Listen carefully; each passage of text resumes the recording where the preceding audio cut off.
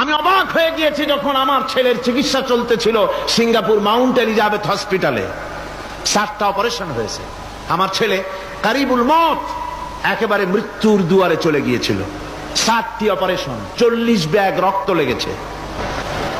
2.5 fit তার intestine কেটে ফেলেছে, 2.5 ফিট খাদ্যনালী কেটে ফেলে দিয়েছে।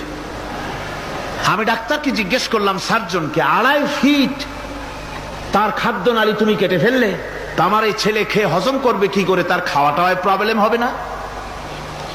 ডাক্তার আমাকে যা বলল, শোনা মাত্র আমার চোখে পানি এসে গেল।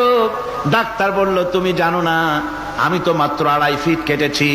তোমার স্রষ্টা, এই পৃথিবীর স্রষ্টা মানুষ যিনি সৃষ্টি করেছেন, প্রত্যেক মানুষের পেটের ভিতরে এই খাদ্যনালীকে রব্বুল আলামিন 22 ফিট লম্বা করেছেন।